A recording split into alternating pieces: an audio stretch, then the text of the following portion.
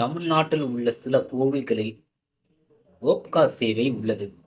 ராணிப்பேட்டை மாவட்டம் சோளிங்கர் அருள்மிகு யோக லட்சுமி நரசிம்மர் கோவில், கோவை மாவட்டம் மருதமலை முருகன் கோவில், கரூர் மாவட்டம் ஐயர்மலை ரத்னகிரீஸ்வரர் கோவில், திண்டுக்கல் மாவட்டம் பழனி தண்டாயுதபாணி கோவில் உள்ளிட்ட 4 கோவில்களில் ரோப்கார் சேவை உள்ளது.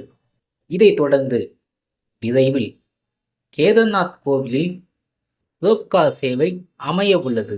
உத்தரகாண்ட் மாநிலத்தில் உள்ள கேதார்நாத் கோவில் கடல் மட்டத்திலிருந்து 11,986 அடி உயரத்தில் மலை மேல் அமைந்துள்ளது. இந்த கோவிலுக்கு ஆண்டுதோறும் 20 லட்சம் பக்தர்கள் வருகிறார்கள். உத்தரகாண்ட் மாநிலத்தின் தலைநகர் டேராடூனிலிருந்து கௌரிகுண்ட் என்ற இடத்துக்கு வர வேண்டும். டேராடூனில் இருந்து 250 கிலோமீட்டர் தூரத்தில் அமைந்துள்ளது கௌரிகுண்ட் மலை. கௌரிகுண்ட் மலையிலிருந்து 14 கிலோமீட்டருக்கு கோவிலுக்கு செல்ல வேண்டும். அதாவது கௌரிகுண்ட் மலையிலிருந்து கேதார்நாத் கோவிலுக்கு நடந்தும் செல்லலாம், அல்லது குதிரையிலும் ஏறி செல்லலாம், அல்லது பல்லக்கிலும் செல்லலாம், அல்லது ஹெலிகாப்டரிலும் செல்லலாம். ஹெலிகாப்டர் பயணம் தனி நபருக்கு ரூபாய் 5000, குடும்பத்தினர் அல்லது குழுவாக ரூபாய் 1.5 லட்சம்.